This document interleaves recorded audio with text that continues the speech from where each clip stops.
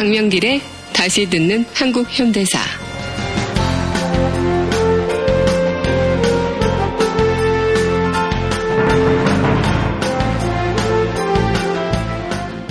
제72강 중앙정보부 4대 의혹 사건.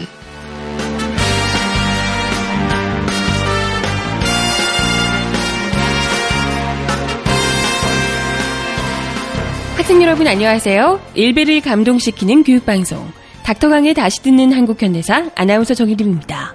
본 방송은 박세길의 다시 쓰는 한국현대사와 서울대학교 출판부의 한국사 특강 그리고 고등학교 한국사 교과서를 토대로 진행됩니다. 오늘도 닥터강 강명길 선생님 나오셨습니다. 안녕하세요. 안녕하세요. 강명길입니다. 네, 4월이 이제 시작이 됐고요. 예. 좀 있으면 또 세월호 일주기가 다가오기도 하는데요. 예. 부모님들께서 다 머리를 네. 자르셨죠? 네. 참 아이들이 기분 좋게 떠날 수학여행 이 시기에 또다시 이제 좀 참담한 추억을 우리 국민들 예. 모두가 갖게 돼서 너무나도 안타깝습니다. 마냥 기뻐하면서 봄을 맞이할 수가 없네요. 예, 그렇습니다. 성역 없는 진상규명과 세월호의 인양을 네. 통해서 그다음 또 마지막 남은 9분의 네네. 실종자를 찾아내는 것. 네. 그래야 우리가 이 아픔이 언제 아물지. 네. 어쩌면 영원히 아물 수 없을 상처일지 모르겠지만. 그렇죠. 새로 맞이하는 봄엔 내년, 네. 내후년의 봄에는 올해와는 좀 다른 그럼요. 희망찬 봄이 될 수 있지 않을까라는 생각이 좀 듭니다. 네, 그렇습니다. 네. 그런 아픔은 또 우리가 같이 가지고 가면서 오늘의 역사 또 어떤 것들 짚어보면 좋을지 예. 살펴보면 좋을 것 같습니다. 예, 오늘의 역사 세 가지가 있는데요. 첫 네. 번째, 1871년 4월 6일, 네. 청나라에 있었던 미국 공사 로우가, 네. 그 다음에 또 미국의 아시아 함대 사령관이었던 로저스가 네. 군함 5척을 이끌고 네. 남양부, 그러니까 이제 평택 인근이 되겠죠. 네네. 통상을 요구하고 전쟁을 시작했습니다. 네. 바로 신미양요죠. 예. 바로 그 원인이 제너럴 셔먼호 사건. 예, 그렇죠. 제너럴 셔먼호로 알려져 있는 교과서에서 신미양요로 많이 예. 공부를 하고 있는 그런 사건이죠. 네. 예. 두 번째로는 4월 7일입니다. 네. 1896년 4월 7일. 정혜림 아나운서 네. 4월 7일이 무슨 날인지 아시겠죠? 언론인들이 꼭 알아야 하는 그렇죠. 신문의 날이죠. 예, 맞습니다. 예. 신문의 날입니다. 네. 예. 이 1896년 4월 7일 독립신문이 창간된 날이고요. 이 날을 기념으로 해서 네. 신문의 날이 독립신문 창간의 기념으로 예. 신문의 날을. 예, 독립신문은 두 가지가 있죠. 서재필 등이 만든 독립신문과 네. 대한민국 임시정부의 기관지였던 네. 독립신문이 있는데요. 네. 근데 여기서는 서재필의 독립신문이죠. 그쵸. 예. 예. 우리가 알고 있기로는 서재필의 독립신문은 최초의 민간신문이다. 네네. 라고 하는데, 아니죠. 네. 우리 다드사 두 번째 강의, 독립문에는 그렇죠. 독립문이 없다 편에서 독립협회와 독립신문, 독립문에 그렇죠. 관한 이야기를 했는데요. 여기에서 서재필, 이완용에 대한 이야기를 네. 자세히 말씀드렸습니다. 간단하게 다시 한번 정리해드리면요. 네네네. 독립협회가 독립신문을 만들었는데요. 이 독립협회 고문의 서재필, 네. 안경수, 윤치호, 네. 이완용, 네. 독립과는 전혀 관계없는 내국노들입니다. 네. 이 독립협회는 갑신정변이 뭡니까? 내라는 음모죠? 네네. 영모죠? 그렇습니다. 예. 그것을 뒤를 잇는 것이 바로 독립협회가 되는 거고요. 네네. 그 다음에. 그때 당시에 독립은 일본으로부터 독립하고는 아무런 상관이 없는. 그렇죠. 예, 의미였죠. 일본의 침략을, 편안하게 하기 위해서. 네네.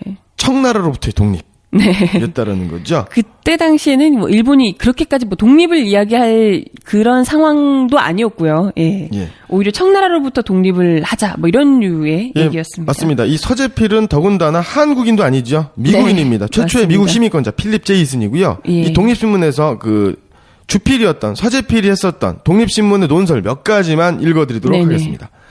1896년 6호의 논설이 있습니다. 일본국이 두 해 전에 청국과 싸워 이긴 후에 조선이 분명한 독립국이 되었으니 그것 또한 조선 인민이 일본에 대하여 감사한 마음이 있을 터이나 조선 인민 중에 일본을 감사히 생각하는 사람이 지금 없는 것은 안타깝다. 이랬고요. 일본에 감사해야 된다 이런 거죠. 예. 1897년 독립신문 제144호 논설에 하나님이 조선 백성을 불쌍히 여기사 일본과 청국 사이에 싸움이 생겨 못된 일 하던 청인놈들이 조선서 쫓겨 본국으로 가게 되었다. 이것은 조선의 1000만 번이나 다행한 일이다. 네. 1898년 특별 논설입니다.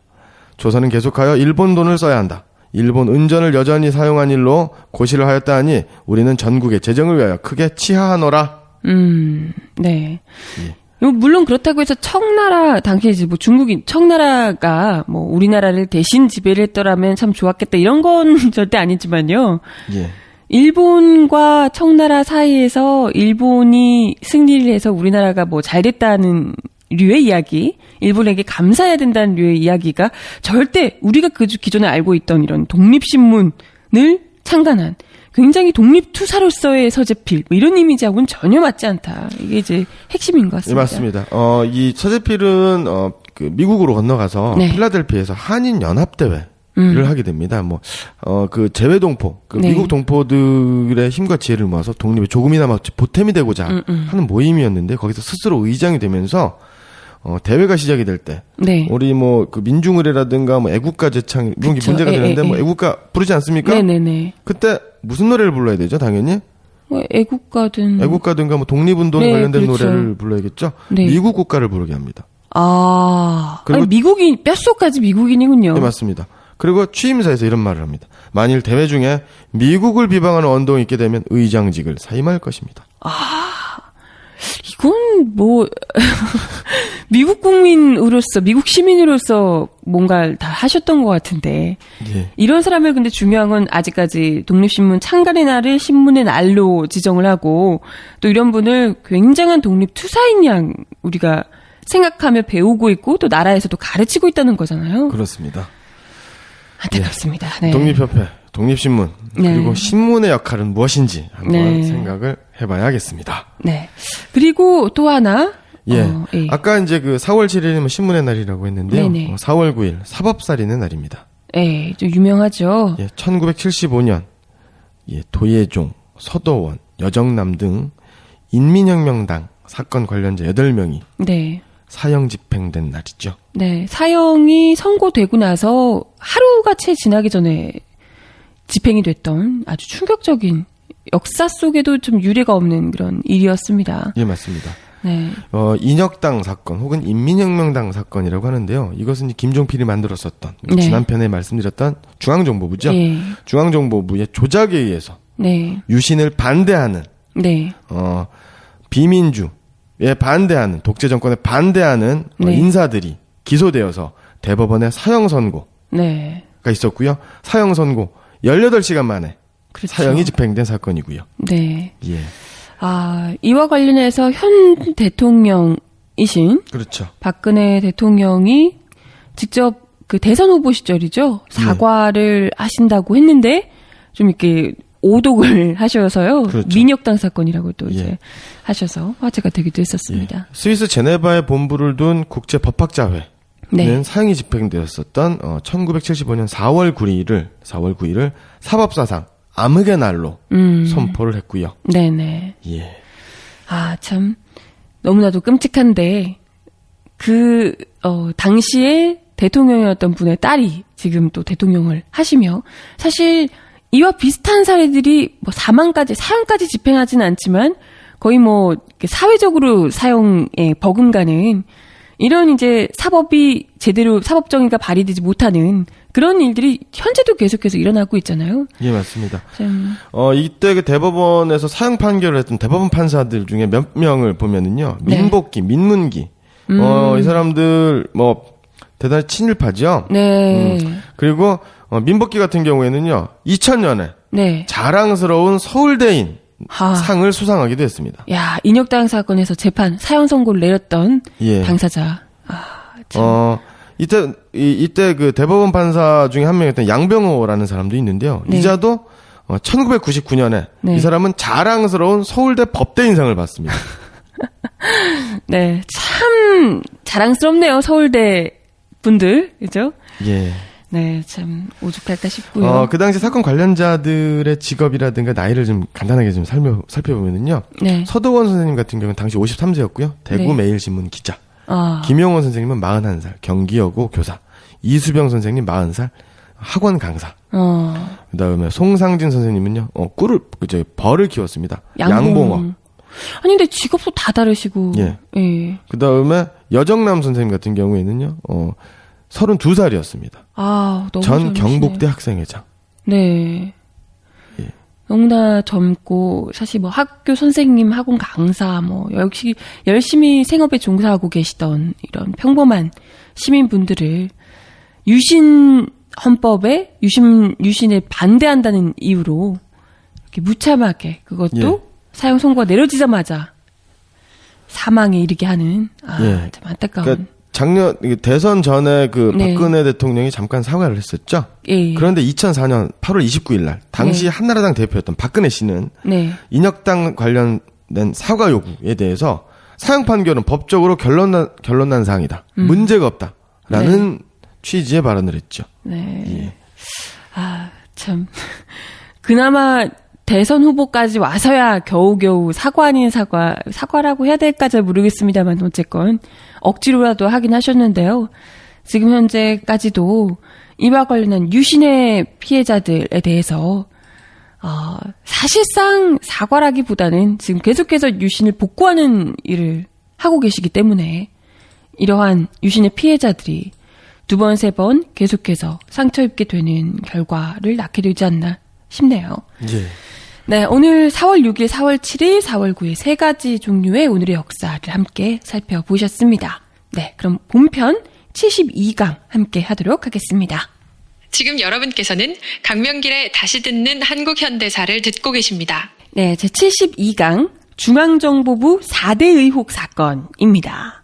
예. 4대 의혹 사건이라니까 뭔가 좀 어마어마한 4대강도 아니고 네, 4대 의혹 사건 어떤 우리 지난 시간에 걸까요? 그 예. 3대 도적, 네, 3대 천재 그러게요. 뭐 이런 네. 걸 했었죠. 네, 4대 의혹 사건, 4대강. 네. 뭐 4대강하고는 별로 관계가 없고요. 네네. 예, 4대 의혹 사건. 중앙정보부가 꾸민 사건 뭐 이런 건가요? 그렇죠. 네네. 예, 뭐 워낙 많은 일들이 꾸몄기 때문에. 예. 근데 어떤 타이밍에서 왜 이런 일을 꾸민 건지. 예, 이게 박정희 독재 권력의 탄생과 아주 밀접한 관계가 있습니다. 이제 네네. 권력을 잡게 된 계기는 바로 6.4.8기를 중심으로 한 쿠데타, 예. 군사 반란이었죠. 예, 그러면서 이제 혁명이다라고 네. 하면서 주장하면서 자신들이 혁명공학에서 내세웠었던 게 바로 뭡니까? 반공을 국시로 하고 그죠. 그러다 부정부패를 일수하겠다. 네네. 예. 뭐 그래서 일부 또 어떤 분들은 그래도 뭐 쿠데타이긴 하지만 그래도 지금 이 부정부패나 특히나 친일 문제 이런 것들을 예. 제대로 좀 바로잡아주지 않을까 하는 기대도 좀 정의로운 군인들이려니 생각하면서 그렇죠. 해주기를 바라는 분들이 좀 있었단 말이죠. 그렇죠. 두 가지였죠. 세 가지 정도를 볼 수가 있는 겁니다. 네네. 5.16 군사혁명에 대해서 이제 국민들이 저게 불법이고 헌법을 무너뜨리는 일인데 라면서 우려하고 걱정하고 비판하는 입장이 하나 있었고 네네. 그래도 좀 기대하는 것이 있었다라는 네. 거죠. 그렇다더라도. 네. 기대했었던 것은 바로 이제 박정희의 실체를 잘 몰랐기 때문이었었던 건데 네네. 뭐 그렇다 하더라도 어쨌거나 네. 그 당시 현실이 그랬으니까 네. 첫 번째로는 바로 뭐냐 민주주의. 그 다음에 이승만의 어떤 부정부패한 세력들. 네네. 그 다음에 그와 다를 바 없는 민주당의 무능하고 부정부패한 세력들에 네네. 대한 어떤 해결 문제. 그 다음에 또 역사를 바로 세우고 남북 관계를 정상해서 남북 통일을 정말로 네네. 남북 화해를 하자라는 이런 것들이었는데 네. 국민들이 몰랐죠. 몰랐습니다. 네, 속은 거죠. 예, 뭐 어쨌건 명분상으로서는 그래도 이제 뭐 부정부패를 일수하겠다, 반공하고 뭐 이렇게 하겠다라고 이제 이야기를 하고 나왔으니까요. 예. 이제 군사정권은 이제 민정을 이양을 해야 합니다. 네네. 그렇죠. 그 정권을 권력을 민간에게 이양을 해야 되는데 네. 그러기가 싫은 거죠. 어떻게 잡은 네. 정권인데. 그렇죠. 아니 그냥 쉽게 물려주려면 쿠데타를 하지 않았겠죠. 그렇죠. 예. 그래서 예. 명분상으로는 일단 이양하겠다고 얘기를 했지만 어떻게 하면 명분을 찾으면서 본인 스스로가 권력을 받을 수 있을지. 그렇죠. 예, 이게 그러면 이제 중요하겠죠. 두 가지가 필요한 겁니다. 네. 첫 번째로는 자신들이 권력을 차지하기 위해서는 다른 권력 그 정치 세력보다 우위에 있어야 돼요. 아니면 뭐 어떤 정책이라든가, 네네. 어떤 선명성이라든가, 네네. 아니면 뭐 정강 정책이라든가 뭐 이런 게 그런데 뭐 그런 게 없죠. 네. 그러면 정치 세력 네. 힘이 좀 있어야 되는 겁니다. 네네. 그래서 만들어 놓은 게 바로 기성 정치인들의 정치 활동을 전면적으로 금지시킨 정치정화법, 정정법이라는 거죠. 그게 뭐 어떤 건가요? 그러니까 정치 활동 자체를 못하게 하는 거죠. 기존 정치인들은, 국회의원들. 왜요? 근데 무슨 명분으로 그렇게 할 수 있는 건가요? 헌법을 넘어서는 초헌법적 기구가 바로 국가재건 최고회의 아니겠습니까? 그냥 기존 정치인들은 그냥 하지 마라. 예. 그러니까 자체가 헌법을 무력화시키는 겁니다. 예. 야. 그럼 나 위에는 다 하지 마 이런 거군요. 그렇습니다. 야, 그래서 세네요. 군사정권은 민정향에 대비하는 어떤 준비를 하게 되는 거고요. 네. 그 가장 핵심과 최고점에 바로 김종필이 있었던 거고요. 네. 그래서 김종필이 중앙정보부를 만들게 된 거죠. 근데 사실 이게 아무리 민간에 이제 뭐 이양을 한다 어쩐다 하지만 군인들인 신분으로 그냥 정치를 할 수는 없는 거잖아요. 그렇죠. 그러니까 비밀리에 하게 됩니다. 네네. 그래서 중앙정보부를 만들어 놓은 다음에 네. 동양화학 주식회사라고 하는 유령 회사를 만들어요. 그러니까 요즘 뭐 그 영화나 이런 데 보면 뭐 이제 국가 첩보기관이라든가 이런 데는 네네네. 나 국가 첩보기관 중앙정보부 나 안기부 직원 아니야 이러죠. 그렇죠. 이 명함이 다르죠. 예. 윤석영 이병 그 사건 때를 모티브로 했었던 영화가 바로 이제 모비딕인데 모비딕은 동네 술집 이름이지 않습니까? 그 술집 이름에 그 보안사 정보 그 직원들이 있는 거죠. 군인들이. 민간인처럼 머리도 기르고. 네네. 그처럼 유령 회사를 만들어서 거기에서 민주공화당 창당 작업을 준비하게 됩니다. 아, 정당을 만드는군요. 예. 예. 그런 과정에서는 뭐가 필요하죠? 일단 돈이 돈이 필요하죠. 어마어마하게 필요합니다. 예. 아, 그것도 국회의원 한 명에도 돈이 많을 텐데 정당을 아예 그것도 가장 큰 센 정당을 만들려면 어마어마하게 들어갈 것 그렇습니다. 같은데요. 그 요즘 같은 경우에 아무래도 이제 선거 공영제 그래서 돈 안 쓰는 선거, 네. 그래서 부정부패 없는 선거를 네. 만들기 위해서 그래도 뭐 동네에서 기초자치의원, 시의원 정도 하더라도 법정 선거 비용이 5천만 원이에요.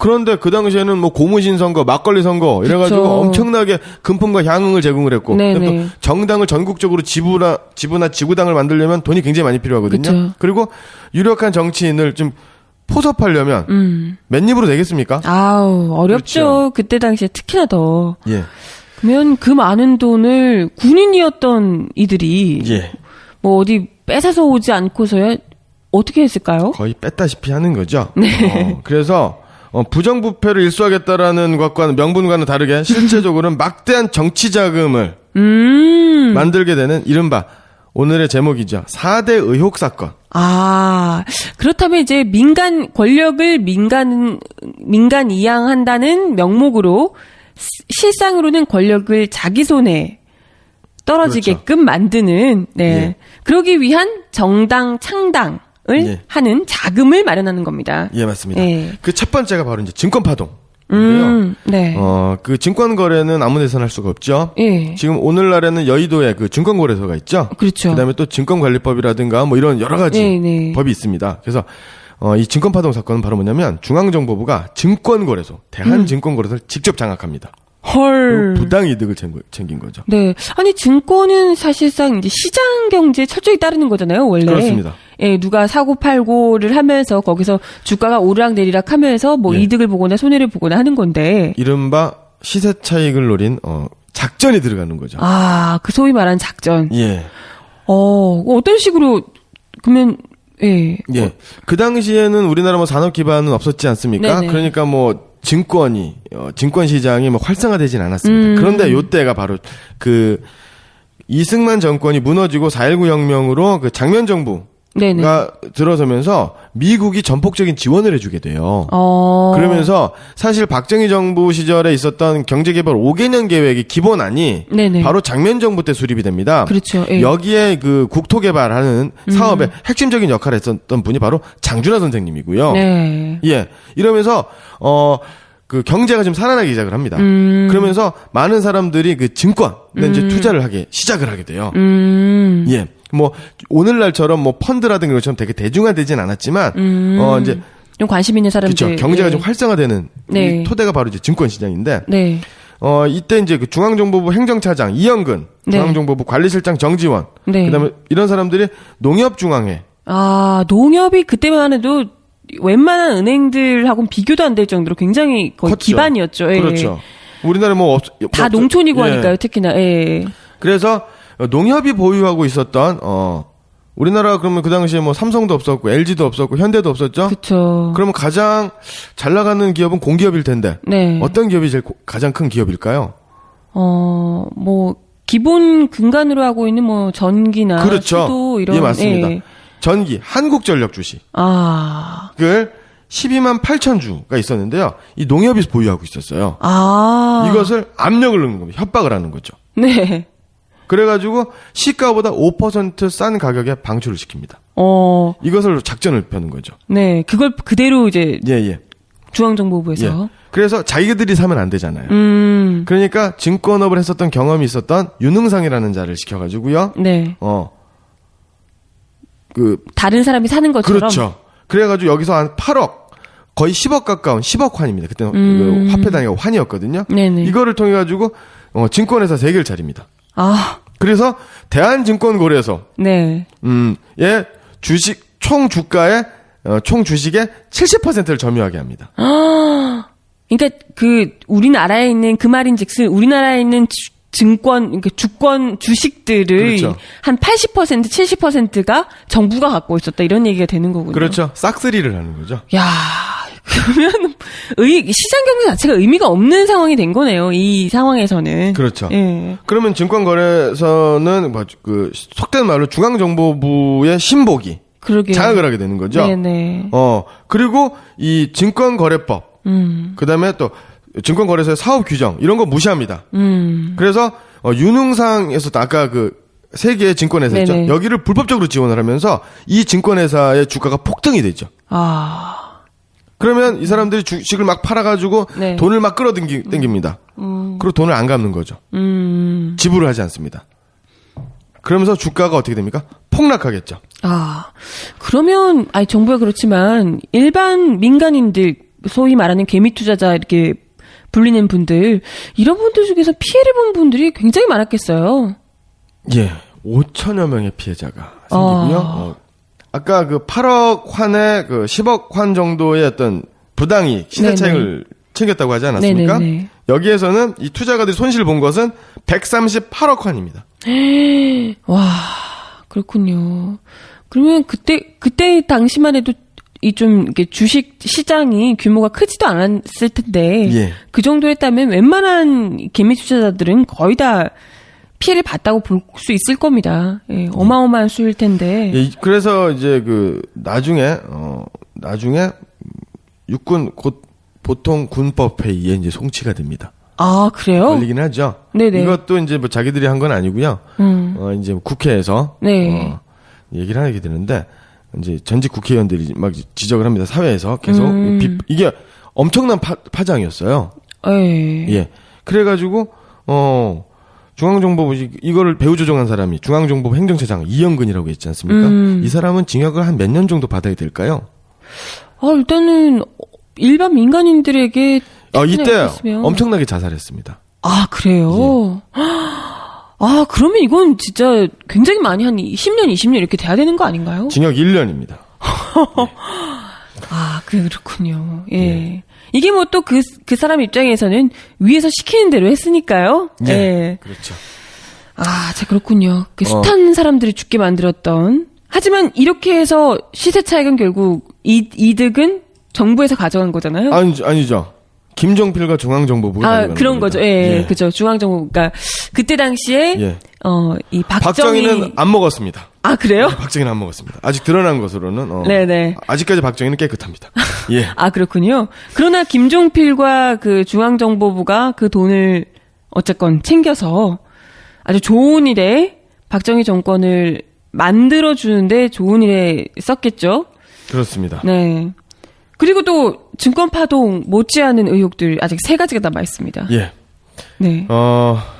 새나라 자동차 사건이라는 게 있습니다. 새나라 자동차요? 예. 이름은 예쁘네요. 새나라 예, 새나라 자동차. 예. 이제 군사혁명을 일으켰으니까 이제 새나라를 세워야 되지 않겠습니까? 네. 그러려면은 이제 그 산업을 발전해야 되는데 그 산업의 발전의 핵심이 바로 자동차 산업 아니겠습니까? 그렇죠. 자동차에는 보통 2만여 개의 부품이 들어가기 때문에 자동차 회사가 있다라고 하는 건 2만여 개의 부품을 충당할 수 있는 수백, 수천의 중소기업.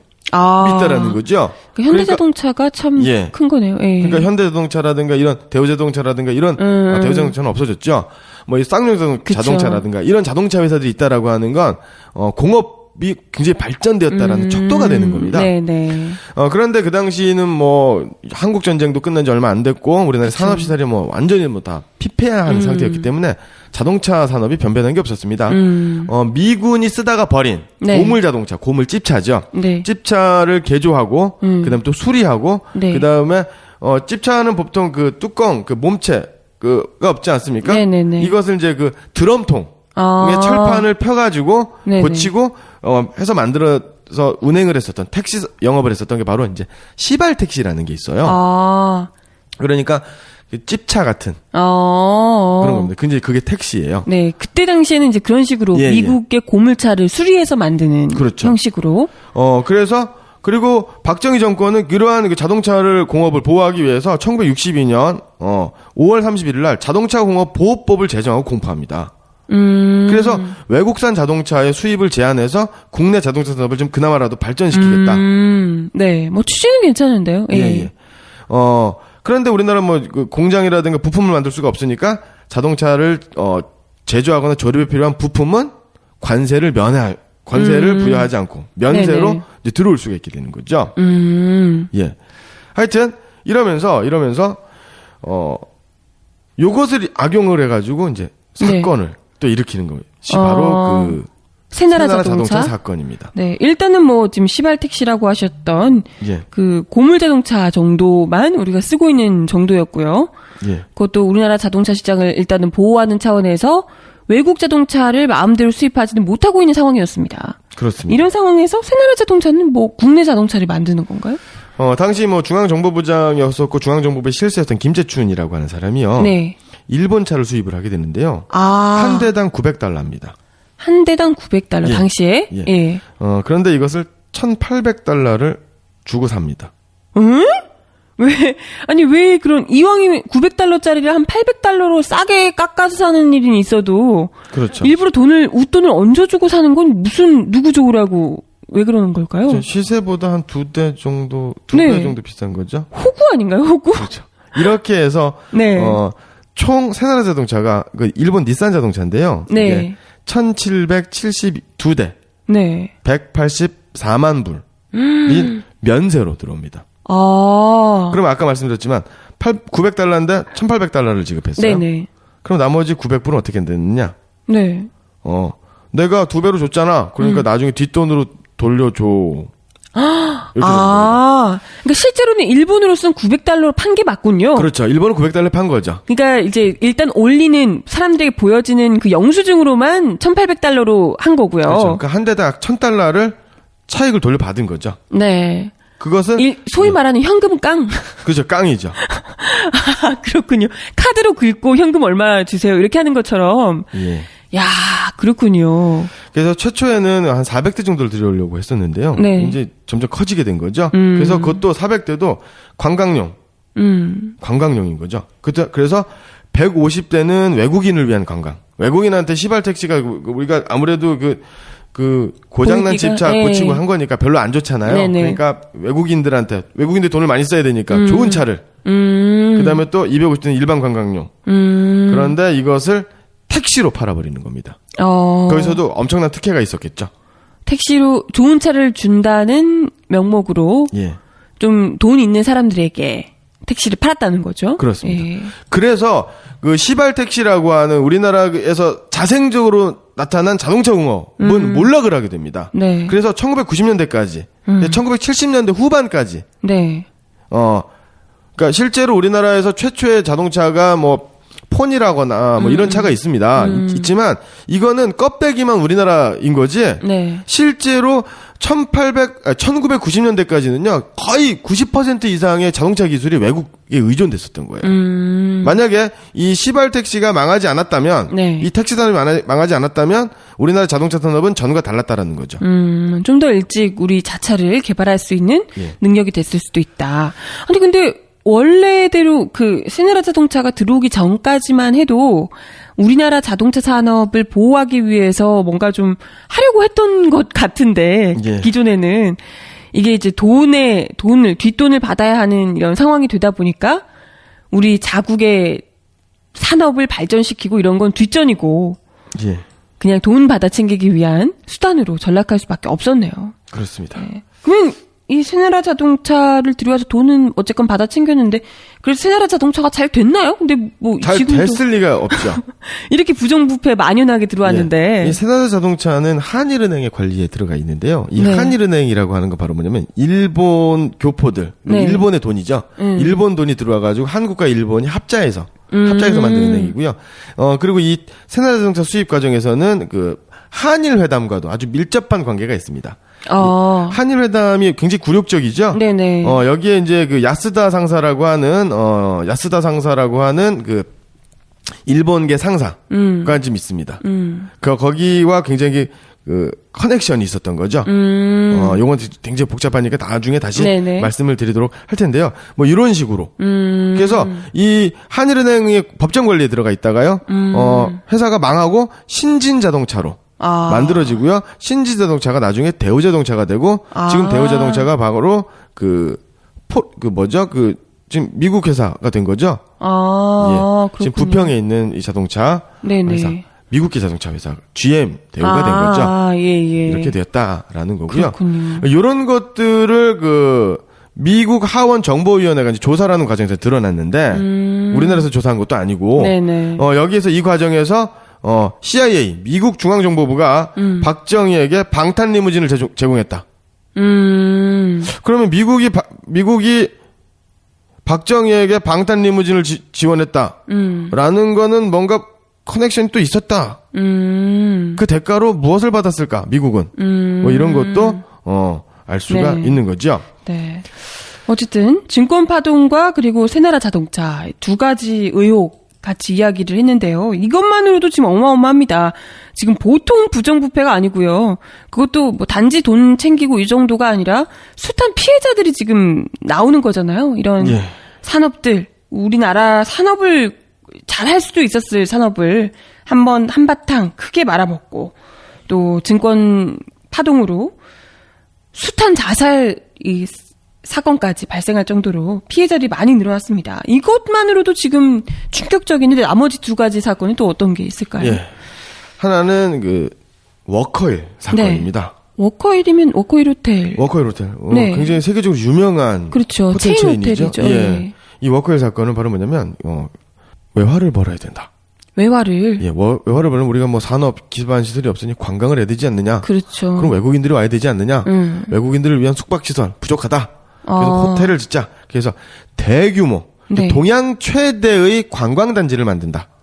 이게 바로 어디냐면은 지금 잠실에서 강북으로 올라오게 되면 바로 이제 광진구 나루터 있지 않습니까? 광나루. 네. 예. 여기에다가 워커힐 호텔을 짓는 겁니다. 이게 13만 평인가 18만 평인가 하여튼 세계 동양 최대 규모예요. 네네. 예. 그리고 나서 이 워커힐 관광 사업을 하게 합니다. 네. 그래서 교통부로 하여금 관광공사법을 만들게 하고요. 이 관광공사를 설립하고 교통부 장관이 주관을 하게 됩니다. 그걸 만드는데 직접 장관이 주관을 해서. 예. 아니 근데 이게 워커힐 호텔, 우리나라 호텔이면 또 모를까. 워커힐 호텔이면 그 장사를 하는 게 워커힐 호텔 그 외국 호텔 체인에서 돈을 가져가는 거 아니에요? 그렇죠. 근데 워커힐 호텔이 좋은 거지. 그러니까 이제 외국의 이름이라든가 기술, 호텔 서비스 기술을 도입을 해가지고 국내에서 네. 운영하는 네네. 뭐 이런 형태를 하려고 했었던 것 같아요. 처음에는. 네네. 어쨌건 간에 뭐 그런 것보다 더 핵심적인 문제가 있습니다. 네, 뭔가요? 여기에는 바로 뭐냐면 이 처음에는 공사를 하고 있는데 네. 이게 터무니없는 거예요. 이거 뭐 수익성도 없을 것 같고 동양 최대 관광단지. 그럼 동양 최대 관광단지라면 동양 최대 관광할 수 있는 뭐 어떤 관광 인프라가 있어야 되는데 그런 거 호텔만 떨렁 져놓는다는 거죠. 예. 그때 이제 그 산업 관련해 가지고 이제 그 기업이라든가 이런데 자금을 융자해 주는 은행이 이제 산업은행입니다. 네네. 이번에 그 세월호 사건도 산업은행에서 대출을 해준 겁니다. 그러니까 산업은행은 이게 그냥 일반 기업에다 해주는 게 아니라 그렇죠. 이게 국책은행이죠. 예. 정부에서 뭔가 좀 이게 국책사업이라든가 예. 그 기업에다가 대출을 네네. 직접 해주는 데인데 예. 근데 여기서 수지타산이 안 맞는 거예요. 그래서 산업은행이 융자를 거부해 줍니다. 거부합니다. 그러니까 공사가 진도가 안 나가는 거죠. 그러니까 이 워커힐 호텔이요. 예. 워커홀 호텔이 이제 지지부진한 겁니다. 그러니까 다른 이제 예를 들어서 뭐 이제 아까 뭐라고 했습니까? 교통부에서 이제 주관했다고 했잖아요. 그러니까 다른 뭐 정부 상공부라든가 다른 부서에 있는 돈을 끌어오는 거예요.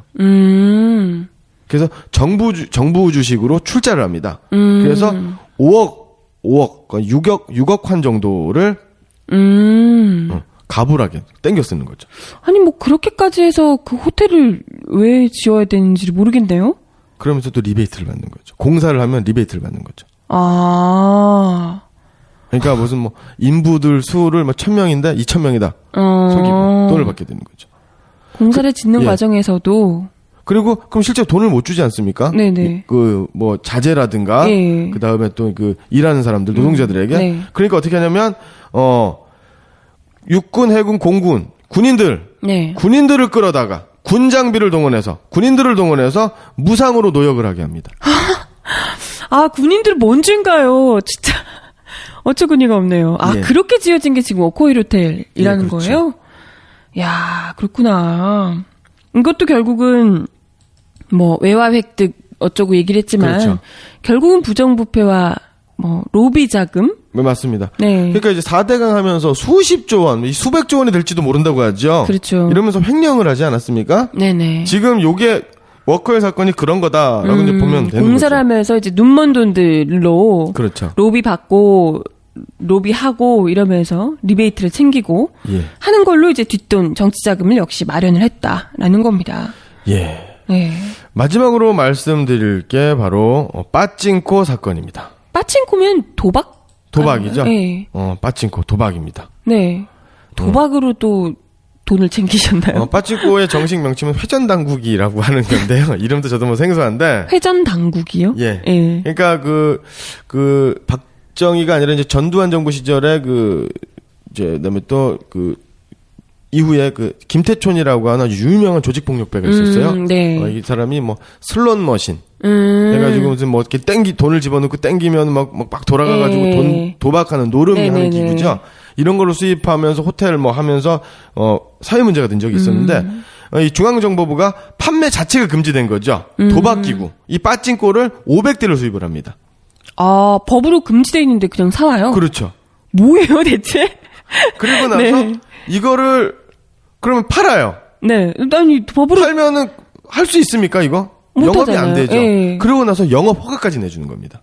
아. 그러니까 이 기계값은 얼마 안 되는 거죠. 아. 영업 허가권이 엄청난 이권인 거죠. 그렇겠네요. 예. 아니, 근데 법적으로 불법인데 정부가 직접 이 기계를 들여와서 허가권까지 내주면서 해줄 수 있게 하면, 이거는 뭐, 영업하는 사람들도 어마어마한, 이건 이제, 뭐랄까요, 노른자위 사업이고, 예. 그죠. 정부로부터 얼마나 많은 돈을 주고 했을지. 불법이지 않습니까? 네네. 불법이니까 어떻게 하냐? 이 세관에서 통관이 안 되는 거예요. 네네. 그런데 이거를 이제 제일교포를 통해 가지고 들여옵니다. 네. 들여오면서 귀국 증명서를 위조를 합니다. 그러면서 이거는 빠찡코가 아니다. 제일교포인데 나는 제일교포인데 일본에 있는 재산, 짐 같은 걸 가져오는 거다. 이렇게 속여서 들어오는 거죠. 네. 그러면 이거 검사를 하겠습니까? 못 하는 거죠. 서류는 완벽하니까. 이렇게 해가지고. 아니 근데 아무리 그렇다 하더라도 정부에서 예. 대놓고 이제 이 법을 피해가는 법망을 피해가는 법 위에서 이게 좀 조작을 벌이는 거잖아요. 그리고 그렇죠. 특히 되게 불법적인 도박 이 예. 기계고 하기 때문에 더더욱이 많은 돈이 아마 또 들어갔을 겁니다. 돈이 오가고 했을 거예요. 맞습니다. 네. 이거 참 국민들에게는 부정부패를 척결하겠다고 해놓고 누구보다도 부정부패를 앞장서서 이렇게 예. 해서 돈을 벌었다니까. 실제로는 뭐 500대라고 원래는 500대라고 하는데 실제로는 네. 2,500대라는 주장도 있고 아. 3,000대라는 것도 있고요. 네. 이렇게 됩니다. 좀 특히나 이제 이런 도박 시장에서는 돈이 우리가 생각하는 차원의 이런 수준이 아니잖아요. 훨씬 더 어마어마한 거금들이 오가는 그런 시장이기 때문에 얼마나 또 여기서 받아 챙기셨을지 검은 돈들을 예. 참 당황스럽네요. 거기에다가 이제 어찌 보면 네. 이 중에서 가장 피해가 컸었던 게 이제 증권파동이었는데요. 네네. 이게 이제 증권파동이 컸었지만 이건 어찌 보면은 뭐 우리 서민들은 네네. 서민들의 생활과는 직접 관련이 있다 없다. 우리랑 별로 관련이 없는 거 아니냐? 뭐 증권 안 하면 되지 그쵸? 않냐? 증권 안 하면 되지 않냐? 워커에 우리 갈 일 없다. 그렇죠. 그다음에 그쵸. 뭐 빠찡코 무슨 서민들이 고급 칠 돈도 없는데 네네. 무슨 빠찡코냐? 뭐 이런 얘기를 할 수 있습니다. 네네. 그런데 이것이 얼마나 그 고통스러웠었냐면 국가 경제 되게 휘청합니다. 그렇겠죠. 엄한 곳에다 돈을 쓰니까요. 예. 근데 이뿐만은 아니라 정치 자금을 만들기 위해서 네.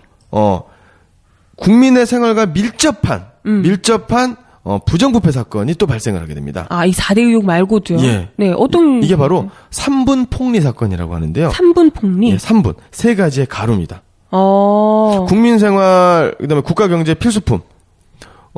집에도 이 가루가 두 가지는 있는데. 설탕? 그렇습니다. 설탕. 밀가루? 밀가루. 그다음에 집 지려면 필요한 가루. 회색 가루. 시멘트? 이거를 3분이라고 하는데요. 지금도 잘 한번 생각해 보십시오. 이 설탕하고 밀가루를 네. 우리가 마트라든가 뭐 시장에서 사지 않습니까? 네네. 이 회사들이 대부분 재벌 회사입니다. 그렇죠. 대기업이죠, 다. 예. 그래서 뭐 땡 뭐 이런. 그렇죠. 네. 그쵸. 그래서 설탕, 밀가루, 시멘트를 유통하던 재벌 기업과 공화당, 중앙정보부, 김종필, 박정희가 결탁을 합니다. 그래서 이 재벌 기업이 독점적인 독과점의 지위를 이용하여서 세금을 포탈하고 엄청난 폭리를 취하는 거죠. 그리고 이것을 눈 감아준 대가로 네. 거액의 정치 자금을 챙긴 사건. 이게 3분 폭리 사건입니다. 아니 근데 뭐 다른 것보다도 아까 이야기하셨지만 설탕이나 뭐 밀가루 이런 건 시멘트 이런 건 안 할 수가 없잖아요. 시멘트 집 지으려면 어쨌건 써야 되는 거고. 예. 설탕이나 밀가루 이런 것들 음식하고 하면 요즘엔 특히나 빵 같은 경우도 그렇고요. 다 이게 들어가는 안 살 수가 없는 안 사기 힘든 맞습니다. 이런 식품 종류라는 거죠. 예. 이러한 기업들이 바로 그 제일제당, 오늘날의 CJ죠. 그렇죠. 예. 제일제당, CJ가 제일제당이었고 제일제당이 원래 삼성이었죠. 네네. 예. 그 다음에 밀가루는 대한제분, 곰표 밀가루. 그 다음에 동양시멘트, 동양그룹이죠. 대한양회, 뭐 이런 네. 데입니다. 그 당시에는 5.16 직후는 한국전쟁이 끝난 지 10년밖에 안 된, 굉장히 혼란입니다. 네. 그 다음에 1962년, 4.19 혁명이 일어나던 해의 가을은 엄청난 흉작이었습니다. 그러니까 식량난 자체가 굉장히 힘들었었던 거예요. 네네. 그리고 그러니까 먹을 게 없었단 말이에요. 그런데 미국에서 이 원조를 해준단 말이에요. 그다음에 또 싼카페 수입을 해오고. 네네. 그래서 이런 밀가루로 연명하던 시절이었다는 겁니다. 네. 그럼 얼마나 이런 밀가루를 그런 가루를 어떤 한 기업에서 독점적으로 쥐고 가격을 책정하며 쥐고 흔들면 얼마나 큰 폭리를 취하고 또 얼마나 큰 고통을 서민들에게 안겨줄 수 있었을지를 우리가 가늠할 수 있을 겁니다. 예. 아니 이거 지금 들어만 봐도 어마어마한 사건인데 그때 당시에 이게 밝혀지지가 않았던 건가요? 난리가 났을 것 같은데. 난리가 났죠. 그 당시 민주당 국회의원 박순천 네. 그 마포간지 지역구였던데요. 네네. 그 사람에 의해서 이제 밝혀지게 되고 엄청난 그 공격, 네. 엄청난 비판 여론에 직면합니다. 그러나 유야무야 넘어가게 되는 거죠. 어떻게 그럴 수가 있나요? 이게 지금 뭐 아무리 중앙정보부가 힘이 세다고 하지만 뭐 재판이나 진상조사 이런 건 안 했던 건가요? 진상조사는 합니다. 네. 이 진상조사를 하면서 네. 그러면서 중앙정보부장이었던 김종필이 네. 물러나게 됩니다. 아 드디어. 예. 예.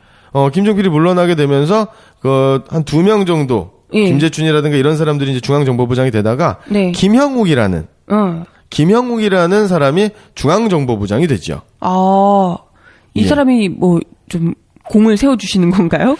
이 사람이 중앙정보부장이 되는데 만약에 김종필의 그 네. 중앙정보부의 어떤 부정과 부패가 들어오게 되면 공화당, 민주공화당을 창당한들 5대 대통령 선거에서 박정희가 대통령 민정이양을 하고 민간인으로 옷을 갈아입고 대통령 선거에 출마한들 대통령 당선이 되겠습니까? 안 되죠. 안 되는 거죠. 어쨌든 뭉개야 되는 거예요. 네, 이걸 무마시켜야 국민들이 모르게 해야 되는 그렇죠. 상황인 거죠. 그래서 당시 판사들을 다 부릅니다. 김형욱이.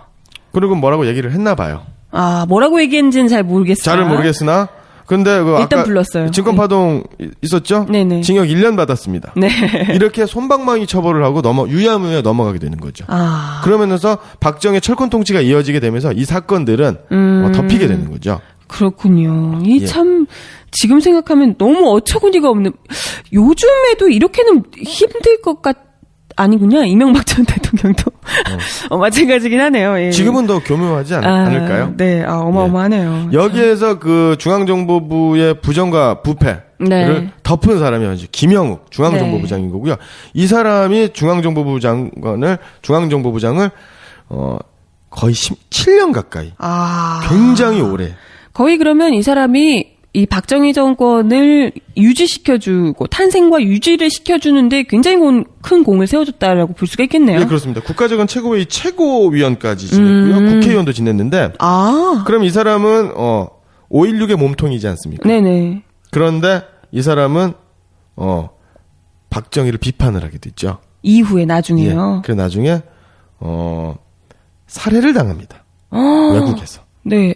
그러면요. 예. 이 김영욱 전 중앙정보부국장이었던 이 김영욱 씨에 대해서 우리 현대사열전에서 잠깐 이야기를 듣고 와 볼까요? 예. 현대사열전 김영욱. 김영욱은 1925년 1월 16일에 황해도 신천에서 태어났다. 소학교 졸업이 학력의 전부였던 김영욱은 1948년 김종필 등과 함께 육사 8기생으로 입학 졸업하였다. 박정희에게 발탁돼 박정희로부터 신임을 얻었던 김영욱은 제6관구 사령부 정보참모, 육군 제6관구 사령부 작전참모 등을 지냈으나 진급이 늦었고 1960년 5월에 김종필, 길재호, 오치성 등 육사 8기생 중령 8명 등과 함께 하극상 계획을 세웠다가 사전에 발각돼 위기에 처하기도 했다. 그러나 박정희의 5.16 쿠데타로 위기를 넘기고 권력의 핵심으로 부상하였다. 5.16 군사 쿠데타가 성공하면서 국가재건 최고위원회로 개편된 군사혁명위원회의 최고위원이 돼 김종필과 중앙정보부에 이른바 4대 의혹 사건이 터지자 중앙정보부장에 임명되었다. 1963년 10월 15일 박정희와 윤보선이 출마한 제5대 대통령 선거에서 김영욱은 중앙정보부 요원들을 일반 시민으로 위장시켜 불법과 부정을 자행하였으며 야권을 분열시켜 야당 후보의 난립으로 박정희 후보를 당선시키는 데 큰 역할을 했다. 그럼에도 불구하고 박정희는 10여만 표의 근소한 차이로 당선되었다. 1964년 8월에는 내란 음모 조작 사건인 인민혁명당 사건을 수사 발표했다. 이때 도예종을 비롯한 혁신계 인사, 언론인, 교수, 학생 등 41명을 국가보안법 위반 혐의로 구속했다. 이 사건은 무더기 구속 외에도 이들의 구속 처벌을 거절한 검사들에 대한 김영욱의 압력에 의한 공안검사로 사표 제출 문제와 고문 문제가 나중에 문제가 되기도 했다. 일본과 맺은 한일협정의 국회 비준 과정에서도 야당 의원들을 내사, 회유, 협박을 하는 등의 압력을 행사하였다. 1967년 봄에는 동백림 사건이라고도 불리는 동베를린 간첩단 사건과 68년 통일혁명당 사건 등을 조작해 발표함으로써 국내외에서 벌어지고 있는 반정부 운동가들의 동태를 면밀히 감시하는 한편 이들의 행위를 비판했고 반정부 운동에 대해 강하게 탄압하였다. 중앙정보부장 김영욱에 대한 야당과 박정희 측근들의 반발이 거세지자 박정희는 김영욱을 해임하였고 이후 김영욱은 국회의원으로 활동하였다. 그러나 박정희에게 버림받은 김영욱은 1972년 10월 유신이 선포돼 의원직이 박탈되었고 박정희에 대한 원한과 신변의 위협을 느끼고 타이완을 거쳐 미국으로 망명하였는데 부정축제로 모은 엄청난 재산이 망명중의 호화 생활의 배경이 되었다. 1977년 코리아 게이트 사건이 터지자 미국의 재미 언론이 문명자와 함께 미 하원의 프레이저 청문회에 나가 박정희 유신 독재의 실상을 폭로하고 회고록을 출판하기에 이르렀다. 박정희는 회고록의 원고를 넘기는 조건으로 김영욱과 협상을 벌이기도 했다. 끈질긴 귀국 압박을 받은 김영욱은 79년 중앙정보부 요원으로부터 회고록을 넘기는 대가로 거액을 준다는 말에 속아 프랑스로 가게 됐다. 박정희가 부하 김재규의 살해되기 20여일 전인 1979년 10월 1일 프랑스 파리에 도착한 김영욱은 파리에서 실종되었다. 김영욱의 실종과 죽음에 관해 여러 가지 설이 있으나 아직까지 김영욱 실종 사건의 전문은 미궁에 빠져 있다. 어느 언론 매체의 2009년 9월 보도에 의하면 김영욱의 가족들이 거주하고 있는 미 뉴저지에서 김영욱의 묘가 발견됐다고 전한다. 끔찍하네요. 이게 참, 권력의 말미인가 예. 싶기도 하고. 혁명을 함께하자고 목숨을 같이 걸었던 동지를 네. 네, 혁명이라고 보긴 좀 어렵지만, 예. 어쨌건. 권력 유지에 걸림돌이 되니 네. 그러네요. 비정하죠. 너무 잔인하게 또, 그래서. 네, 아무튼 뭐, 김영욱 씨 이야기까지 같이 나눠봤고요. 그렇게 해서 결국은 이제 4대 의혹 사건을 비롯해서, 이 박정희 정권이 민간인 것처럼 민간의 탈을 뒤집어 쓰고, 예. 정당한 정권인 것처럼 가기 위한 거의 뭐 모든 준비가 마무리가 됐습니다. 돈도 마련이 예. 됐고요. 비자금 비롯해서. 그래서 이제 민주공화당이 네. 창당을 하게 되는 거고, 네네. 이 막대한 정치 자금을 이용해서 네. 이승만 독재에 부역했던 사람들 네. 일부, 네. 그다음에 또 민주당 정권에서 약간 왔다 갔다 하는 사람들 일부, 네. 그다음에 또 군인들 일부, 네. 이렇게 세력을 규합을 해서 네. 민주공화당을 자리 잡게 하고, 네. 그래서 5대 9 대통령 선거에 박정희가 후보로 출마를 하게 되고 박정희가 네. 당선이 되는 거고요. 네. 이러면서 한일협정과 한일회담을 하게 되는데 이런 과정에서 재벌로 탄생한 사람이 네. 있습니다. 바로 삼성그룹입니다. 지금 살았는지 죽었는지 모르는 이건희 회장의 네. 아버지였던 이병철. 그쵸. 이것도 그 아까 이제 3분 폭리 사건 네네. 있었지 않습니까? 요거보다 비슷한 사카린 밀수 사건. 그것도 유명하죠. 예. 요거는 좀 다음 시간에 네네. 간단하게 좀 정리를 해서 드릴 거고요. 하여튼 이런 과정을 통해서 박정희가 권력을 네. 잡게 되는 네. 계기가 네. 되었다라는 거죠. 이게 중요한 게 그런 것 같아요. 우리 특히 어르신들 같은 경우에는 박정희 전 대통령이 우리 못 살던 국민들을 잘 살게 해줬다 이렇게 착각하시는 분들이 계시는데 지금 이런 것만 봐도요.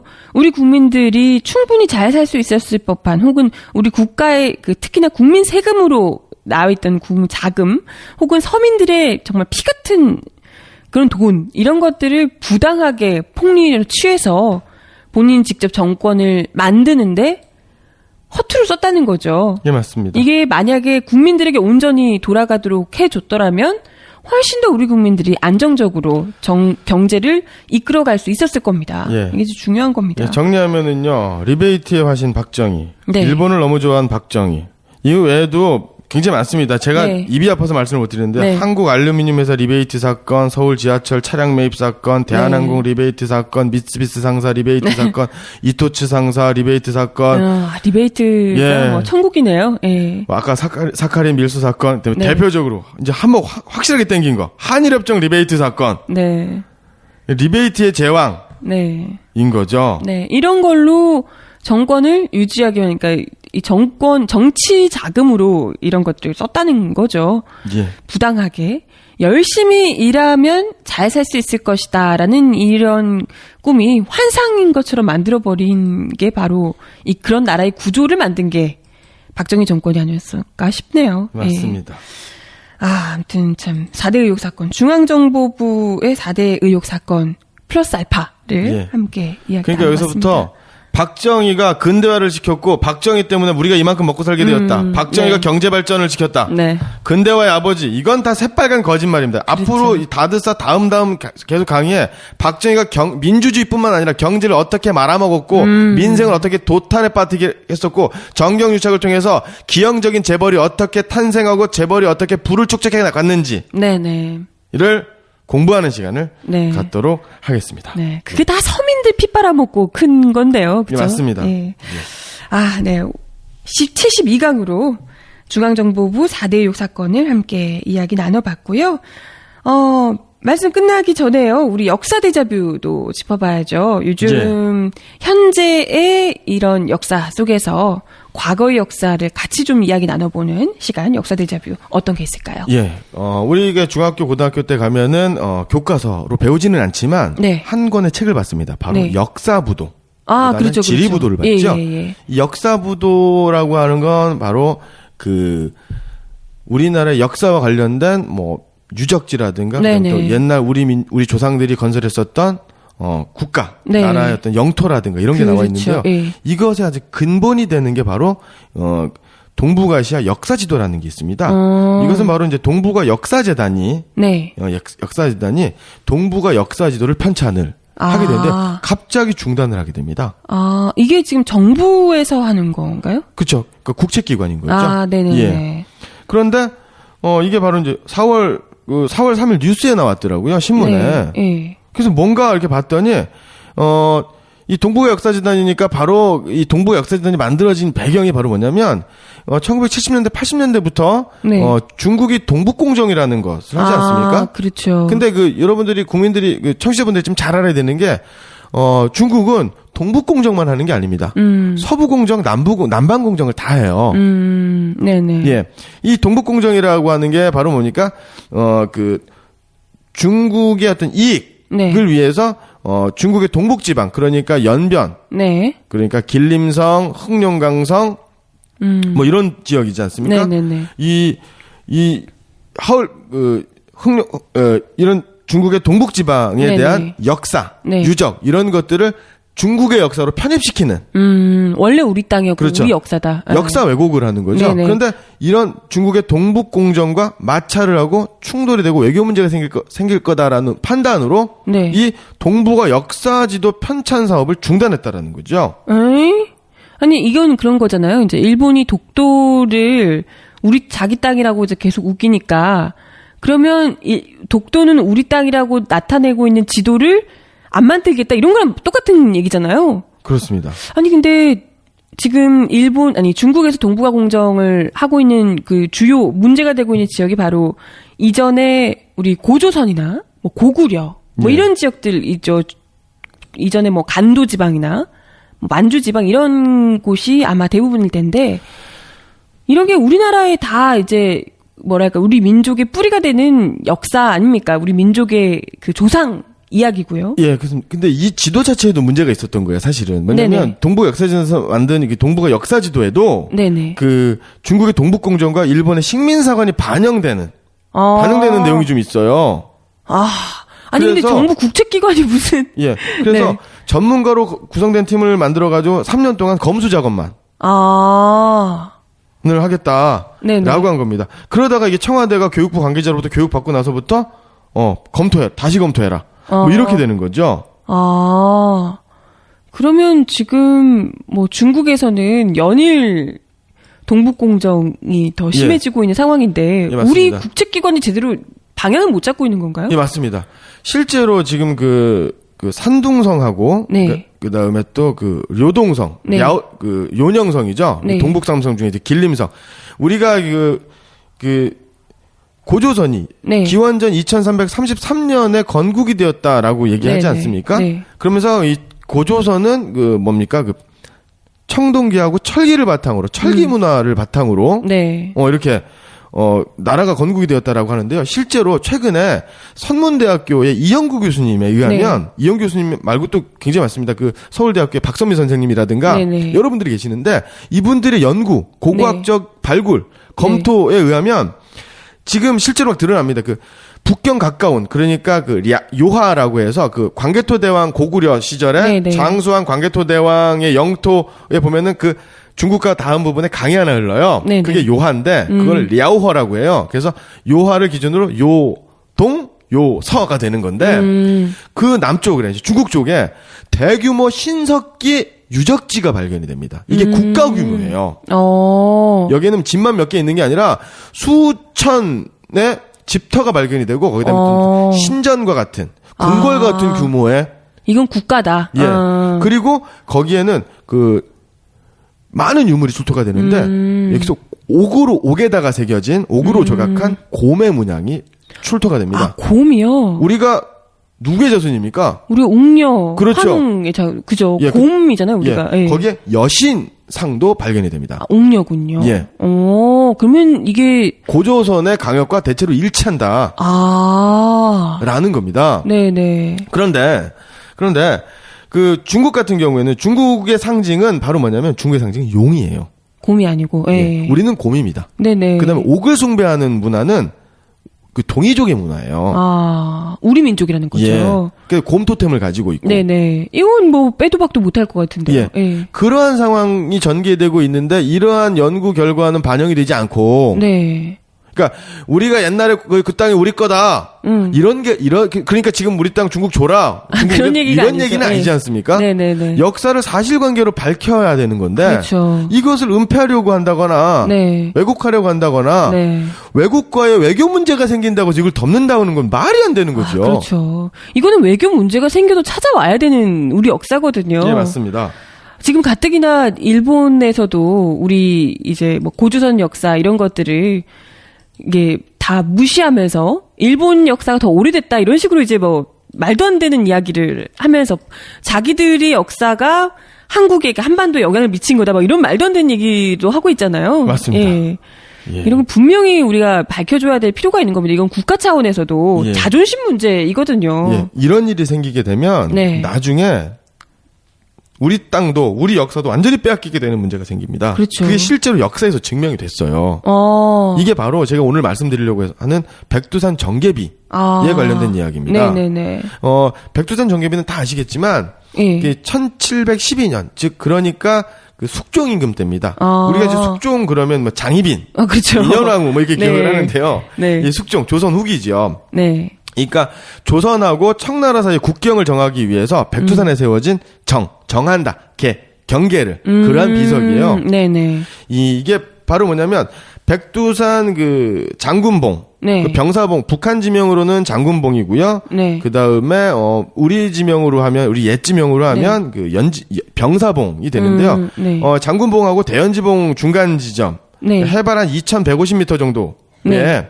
이제 세워놓은 건데 이게 바로 뭐냐면 청나라가 네. 임진을 한 이후에 이제 청나라가 강해지면서 누르하치가 청나라를 세우지 않습니까? 네네. 이 청나라를 세운 그 여진족, 만주족은 백두산 북방에 근거지를 뒀던 부족이죠. 기마민족이죠. 네네. 우리 민족이 백두산을 되게 성스럽고 신령스러운 우리 민족의 어떤 정신이 담겨져 있는 네네. 그런 민족의 영산이라고 생각하는 것과 마찬가지로 여진족도 백두산을 굉장히 신성스럽게 자신의 어떤 부족의 어떤 모태가 되는 그런 근거지다라고 저는 생각을 해요. 네네. 그래서 청나라 누르하치도 백두산을 굉장히 신성하게 여깁니다.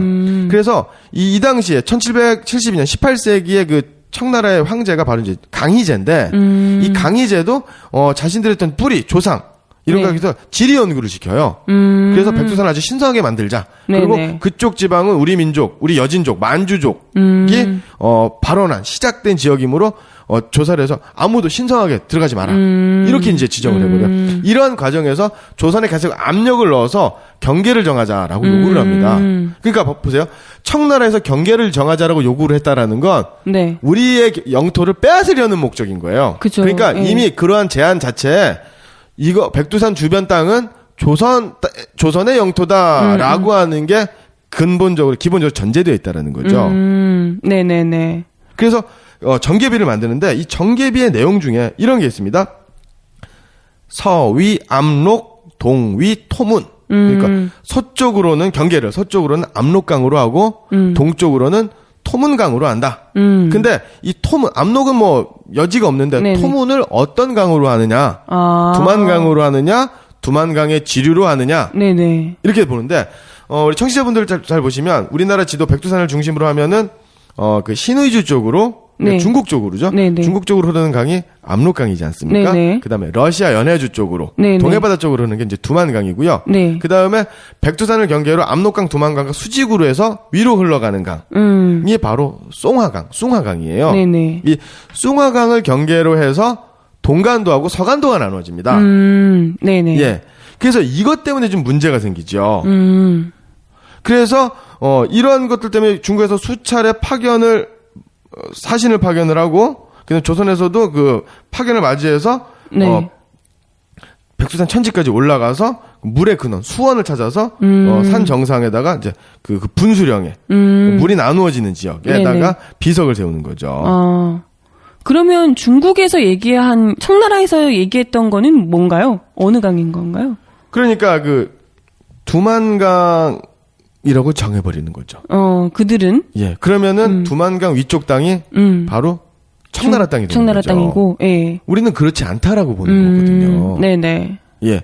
이런 데서 자꾸 밀리다 보니까 그러니까 이 우리나라 관리가 정확하게 경계를 네. 집어줘야 되는데 거기다 제대로 하지 않은 거예요. 어중간하게 그냥. 그렇죠. 예. 그러면서 결국은 중국이 얘기하는 것대로 돼버린. 예, 그렇죠. 그러니까 청나라 관리하고 청나라의 목극등이라는 관리가 있는데요. 네. 이 조선 관리하고 이제 그 경계를 정하는데 네네. 조선 정계비로부터 동쪽 수계까지 설책 그러니까 그 경계 그 목책을 이제 표지판을 말뚝을 세우는 거죠. 네. 이런 과정에서 두만강이 아닌 숭화강으로 흘러 들어가는 문제를 확인한 거예요. 그러니까 아까 얘기했죠. 동간도 서간도 나눠지는. 그러니까 북평사는 조정에서 우리나라에서 파견한 조선에서 파견한 북평사 설책 공사를 중지하라고 하는 거죠. 그런데 이 목극등 이런 중국에서는 새롭게 설치를 하게 되는 거죠. 이런 과정에서 목극동은 그 견책 그러니까 청나라 조정으로부터 징계를 받습니다. 네. 예. 그렇게 되는 거고 그러면 그 얘기는 바로 뭐냐면 이걸 잘못 졌기 때문에 굉장히 좀 복잡한 이야기거든요, 사실은. 네네네. 그렇기 때문에 청나라 사신이 징계를 받았다. 네. 라고 하면은 어떻게 되는 겁니까? 우리가 제대로 한 거죠. 네네. 그렇죠. 그죠. 그런데 청나라 사신이 우리나라 조선의 관리보다 더 먼저 한 거예요. 이게 문제가 된다라는 걸. 네네네. 그러니까 청나라 사신 놔둡니다. 그리고 조선도 문제가 될까봐 나중에 이게 청나라랑 문제가 될까봐 우리가 바른 영토를 세우게 되면 문제가 될까봐 이것을 넘어가게 되는 거죠. 그때 바로 잡지 않고. 예. 그렇군요. 그리고 이미 실제로 송화강하고 그 두만강 사이에 네. 서간도 지역에, 네. 동간도 지역에 우리 국민들 백성들이 살고 있었어요. 예전부터. 그리고 그대로 그 고대 시대부터 이렇게 고구려나 고구려 그다음에 발해 네. 그다음에 또 고려 시대에도 거기에 여진족하고 그다음에 또 우리 민족하고 같이 살았다라는 거죠. 네네. 예. 그런데 우리가 더 강성했기 때문에 여진족이 이제 쫓겨나게 되는 이런 상황이었었던 거고. 그리고 여진족은 기본적으로 기마민족이기 때문에 유목민족이기 때문에 그 이동을 합니다. 네네. 우리는 어떻습니까? 정착 생활을 하지 않습니까? 그쵸. 예. 그러니까 그런 문제가 되는데 이게 굳이 이야기를 그렇게 잘못을 바로잡지 않으면서 그렇죠. 문제가 될까봐 내버려 두면서 결국에는 청나라가 원하는 대로 이 영토가 만들어지게 되는 것처럼. 그렇죠. 네. 그래서 이게 나중에는 뭐 그 우리나라의 많은 학자들이 네. 뭐이 얘기를 막 하고 있습니다. 얘기를 네. 하고 있지만 이게 이제 나중에는 문헌상으로 막 중국하고 청나라하고 이제 논쟁이 붙는 거죠. 근데 우리가 국력에서 밀리고 그다음에 또 우리나라 정부 관리들의 의지가 없기 때문에 그 싸움에서 지게 되는 겁니다. 네. 그러다가 이제 대한제국 시절에 그 고종, 광무왕제죠. 고종이 그 간도관리사를 파견을 하게 되는 거죠. 그런데 청나라랑 일본이 간도 협약을 맺게 되면서 철도 부설권하고 간도 관리권을 넘어가게 되는 거죠. 네. 그리고 이 1931년 중일전쟁이 일어날 때쯤 해가지고 네. 일본 군부대가 와가지고 백두산 전개비를 철거해 갑니다. 아. 그리고 어디 있는지 몰라요 지금. 그렇구나. 예.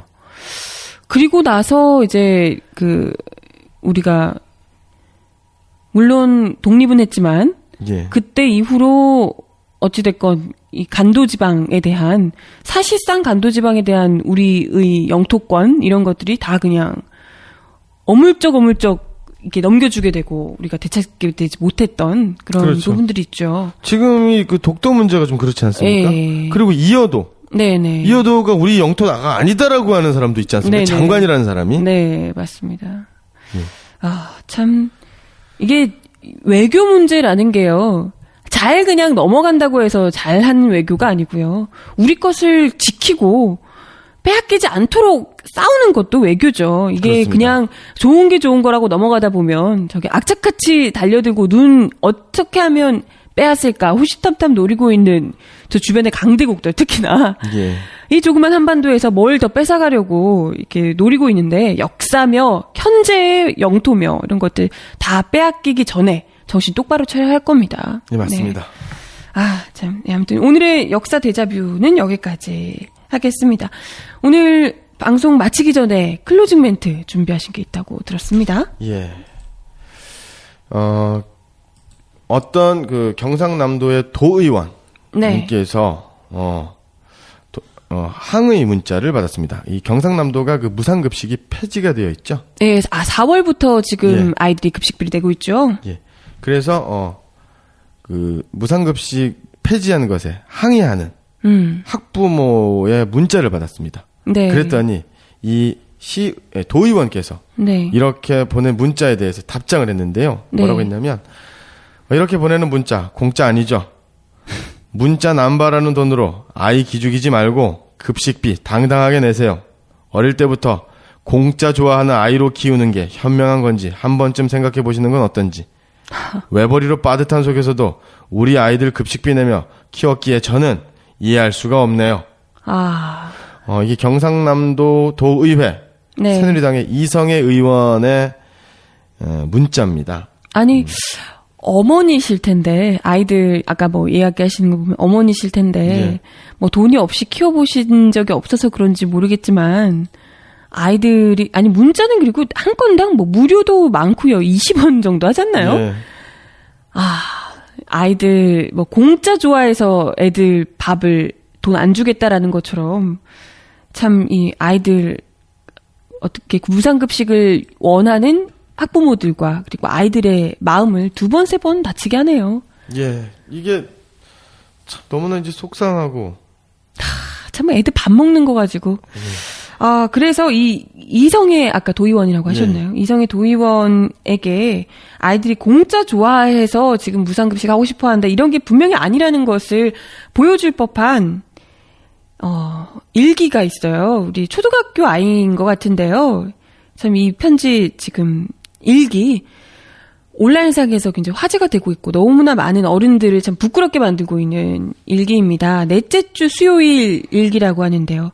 글씨가 삐뚤빼뚤 하는데 초등학생인 것 같아요. 제목 급식비입니다. 아마 넷째 주 수요일이라고 하는 걸 보니까 3월 넷째 주 수요일인 것 같아요. 이제 그렇죠. 급식비를 내야 되기 직전인데요.